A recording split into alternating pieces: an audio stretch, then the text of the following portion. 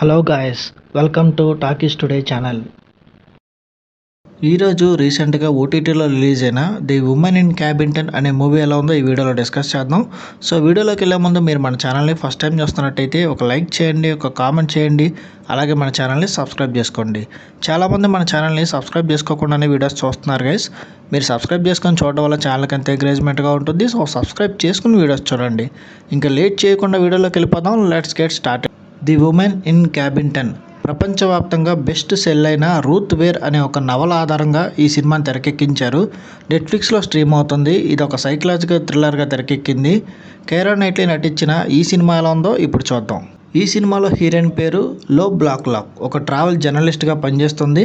తన జీవితంలో జరిగిన ఒక గ్యాంగ్స్టర్ దాడి వల్ల ఆమె మానసికంగా చాలా ఒత్తిడిలో ఉంటుంది.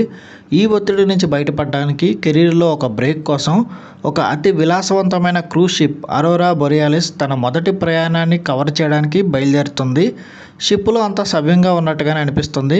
కానీ మొదటి రోజు రాత్రి తన క్యాబిన్ పక్కన ఉన్న క్యాబిన్ 10 నుండి ఒక మహిళని సముద్రంలో విసిరేసినట్టు చాలా స్పష్టంగా చూస్తుంది.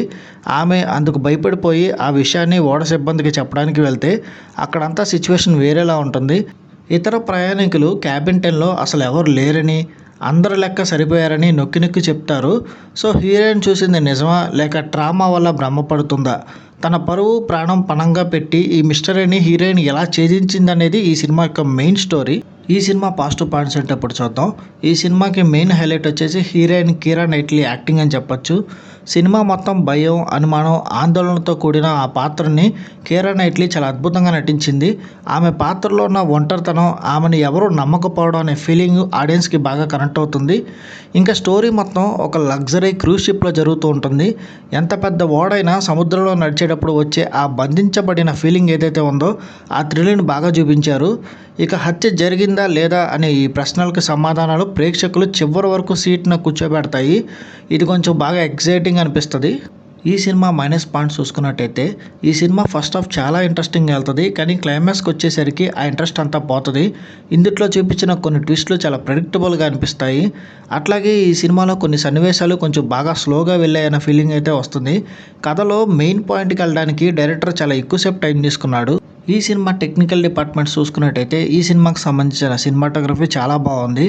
ఓడలోని లగ్జరీ సెట్టింగ్లు, అట్లాగే ప్రమాదకరమైన సముద్ర వాతావరణాన్ని చూపించిన విధానం ఆడియన్స్ని ఆకట్టుకుంటుంది.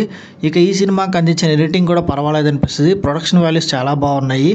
ఇక బీజిఎం కూడా ఈ సినిమాకి ఆ సముద్ర వాతావరణం తగ్గట్టు చాలా మంచి సౌండ్స్ అనేవి బాగా ఇచ్చారనిపించింది. ఇంకా ఓవరాల్గా చూసుకున్నట్టయితే ది ఉమెన్ ఇన్ క్యాబింటన్ అనే ఈ మూవీ ఒక stylish classic style Hollywood thriller అని చెప్పొచ్చు. కైరా నైట్లీ యాక్టింగ్ అద్భుతంగా ఉంది. అట్లాగే మీరు కనుక ఈ టైప్ ఆఫ్ మిస్టరీస్, ముఖ్యంగా సముద్రంలో జరిగే ఈ టైప్ ఆఫ్ స్టోరీస్ని బాగా ఇష్టపడే వాళ్ళైతే ఈ సినిమా మీరు ఖచ్చితంగా ఒకసారి చూడొచ్చు. మిగతా వాళ్ళు కూడా ఈ థ్రిల్లర్ని ఒకసారి ట్రై చేయొచ్చు. ఈ మూవీకి మన టాకీస్ టుడే ఛానల్ వాళ్ళు ఇస్తున్న రివ్యూ రేటింగ్ 2.75/5. ఇది నా ఒపీనియన్ మాత్రమే. ఈ సినిమాని మీరు ఆల్రెడీ చూసినట్టయితే ఈ సినిమా మీకు ఎలా అనిపించింది అనేది కింద కామెంట్ సెక్షన్లో మెన్షన్ చేయండి. ఇంకెవరైనా మన ఛానల్ సబ్స్క్రైబ్ చేసుకోకపోతే ఇప్పుడే సబ్స్క్రైబ్ చేసుకోండి. వీలైతే పక్కన ఉన్న బెల్ బటన్ కూడా ప్రెస్ చేసి పెట్టుకోండి. ఇది ఇవాల్టి వీడియో గైస్. మళ్ళీ ఇంకొక మంచి వీడియోతో మీ ముందుకు వస్తాను. Thanks for watching. జై హింద్.